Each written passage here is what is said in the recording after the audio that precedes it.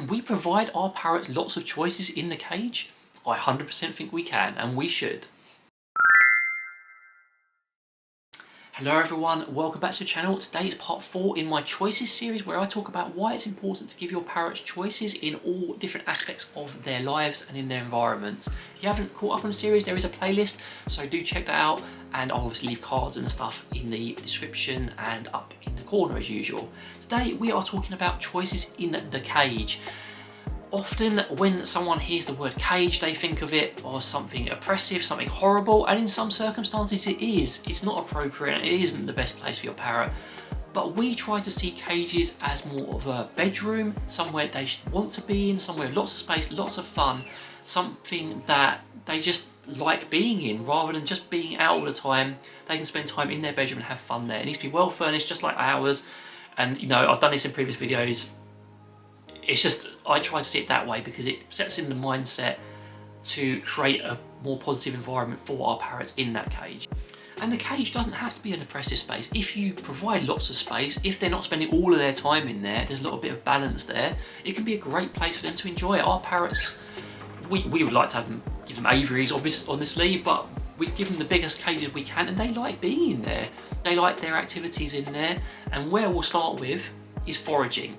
We provide them lots of foraging opportunities in there, and if you're not familiar with foraging, it just basically means looking for food, and looking for food in a more challenging way, where they're not just being fed in a bowl, they may be manipulating toys, they're trying to go through substrate to find it.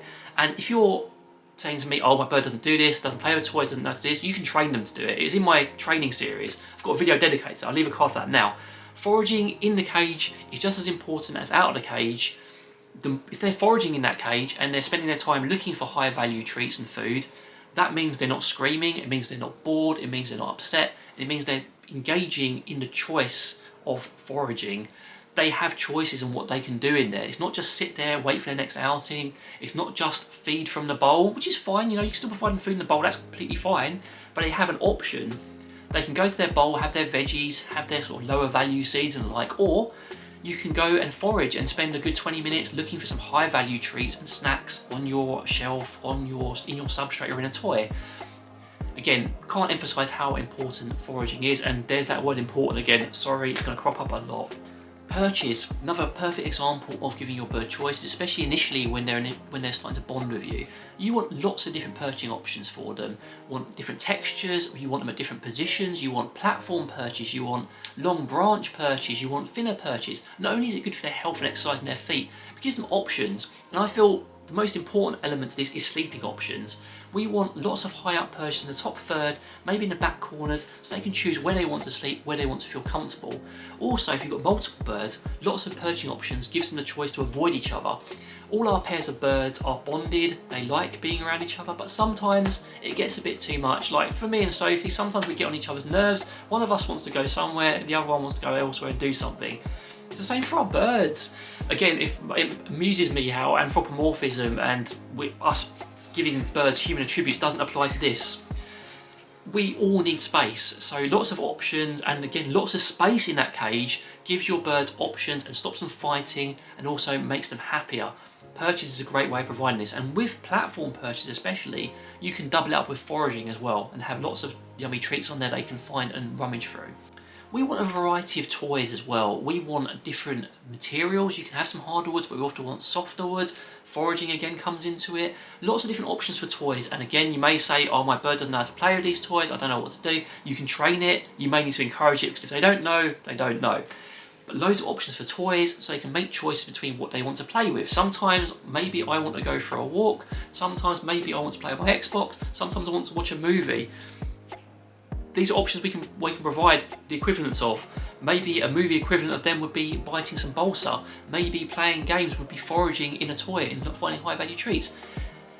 It's easy to start to imagine when you start thinking along those lines that the cage isn't just a cage, it's a place for fun and to provide lots of choices. And again, the more choices you give them, the safer they're going to feel, the happier they're going to feel, the more they're going to interact with things, and the more they're going to enjoy their environment. Because the captive environment isn't ideal, we all have to admit that, but the more we provide, the better it is for them. And that's the last thing I want to mention, space. We want as much space as we can provide. That for big parrots, for large parrots, the biggest cage space we can provide. Even if they're out lots, sometimes they will have to go back in there. So we want a decent sized cage that is comfortable for them. And sometimes as well, as a sort of add-on to this video, giving them a choice to come out on their own is really reinforcing. I know a lot of you guys who watch my channel do this. Sometimes it may not be possible, but having that cage door open, letting them come and go as they please, makes that cage a lot less of a stress for them and a lot more of a positive thing. And I know sometimes I talk about positive when it comes to training, and now I'm talking about it as a good thing. Apologies if this creates any confusion. Happy to clear it up in the comments if necessary. Don't forget as well, with the whole choice for going in and out, having a door perch, or what we call peeking perch, can be very helpful there, and also making sure it's something they actually want to be on, because sometimes they do have to go back in. So allowing them to make that choice themselves and giving them a nice treat for it can be really rewarding for them, and also make going back in a cage a lot less annoying for them and more like happy, because they're going back into a bedroom where there's loads of fun things to do, rather than just going back into somewhere where they're going to be locked in there, there's going to be no interaction, no fun, and they're going to be bored. That's the main point, making it somewhere great to be. Any questions, comments, happy to hear from you, but in the meantime, take care and see you later.